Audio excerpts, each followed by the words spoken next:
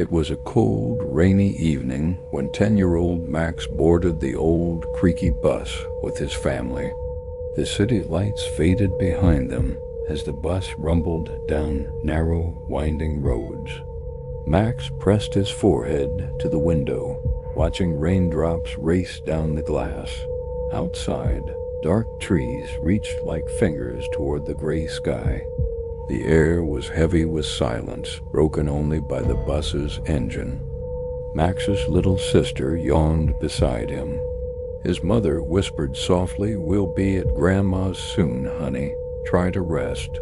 But Max's mind wandered. A strange chill crawled up his spine as the forest grew darker around them. The bus seemed to slow, and the headlights barely cut through the thick mist that hugged the roadside. Max felt like something was watching. Suddenly, Max spotted a huge mansion perched on a hill beyond the trees. Its yellowed walls were cracked, and the roof was covered in thick moss. Broken windows stared like empty eyes. A rusty iron sign creaked in the wind, "Blackwood Mansion." The bus driver muttered, "Wrong turn. This isn't the way." The bus slowed and stopped near the mansion's rusted gates. A tall, pale man with long black hair stepped off, clutching an old, leather-bound book. His dark eyes scanned the passengers. "Anyone going to Blackwood Mansion should get off now," he said sharply. Max's parents exchanged worried glances, but began packing.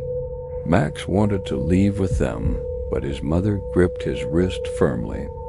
"No, Max, stay here with your sister," she whispered. The man and a few others walked toward the mansion's dark entrance. The heavy wooden door creaked open as a cold wind blew out. Max's heart pounded as he watched the door slowly close behind them. A flickering red light blinked in one of the mansion's windows, like a warning or a call. The bus started again, but Max couldn't stop staring at the mansion until it disappeared behind the trees. Hours passed, rain soft to drizzle, but Max couldn't sleep. The forest outside whispered secrets in the dark, and shadows moved just beyond the window's edge. Then, without warning, the bus shuddered and stopped on a lonely road surrounded by towering trees. The driver frowned. No signal. "No GPS," he muttered, tapping his phone uselessly. Silence settled over the bus. Suddenly, a blood-curdling scream echoed from deep within the forest. Max's heart leapt. The driver's voice was tense. "Everyone stay quiet. Stay calm." The bus sat motionless. After minutes, the driver grabbed his flashlight and said, "I'm checking what's blocking the road." Max watched nervously as the driver disappeared into the shadows. The forest seemed to close in around the bus like a living thing. Then Max saw it, the mansion's dark silhouette glowing faintly in the woods. The door creaked open, and pale women with long black hair and glowing red eyes stepped out. Their faces were pale and sad, but their gaze was hungry. The women moved silently toward the bus. Passengers froze in fear.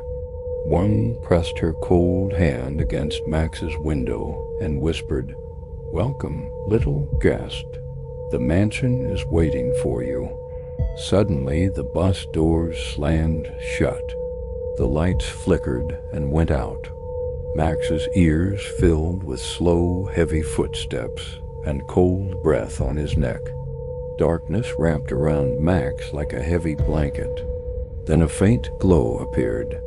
The bus was now a grand hallway lined with cracked portraits of children with hollow eyes. Max whispered, "Where am I?" A woman in a tattered dress stepped forward. Her eyes were pools of sadness and something darker. "You're home now," she said, reaching out her hand. Max's heart hammered, but he stepped forward, drawn by a force he didn't understand.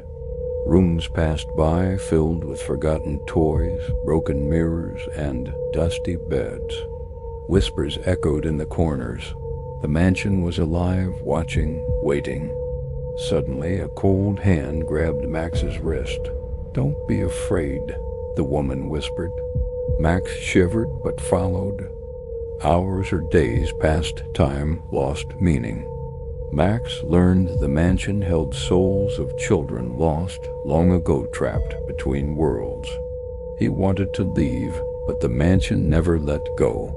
Each night promised freedom, but gave only shadows. Max had to find a way out before becoming part of the house forever. But the mansion had many secrets, and not all were kind. Max discovered an ancient diary in a hidden room. It told stories of a family cursed by greed and dark magic. The mansion fed on lost souls to stay alive. Max's only hope was to break the curse. But to do so, he had to face the mansion's darkest spirit, an angry ghost who ruled the house and punished escape attempts cruelly. With trembling hands, Max prepared to confront the ghost. The mansion groaned and shook as if it knew what was coming. Shadows twisted into monstrous shapes, and the air grew icy. Max felt fear clawing at his chest, but remembered his family waiting outside. He was not alone. The faint voices of other trapped children encouraged him to be brave. Max faced the ghost in the mansion's deepest chamber. The spirit was a terrifying figure, half human, half shadow, eyes burning with hatred. It screamed, "You cannot leave?" Max held the diary high, reciting an ancient spell. Light burst from the pages, pushing back the darkness. The ghost howled and faded, the mansion trembling violently. As dawn broke, the mansion's grip weakened. Doors opened, and the trapped children's spirits spilled as they floated free. Max ran through the halls, feeling the warmth return. He burst out into the forest just as the sun's rays touched the trees. The mansion stood silent, its curse broken for now. Max vowed never to forget the night he escaped the haunted Blackwood mansion.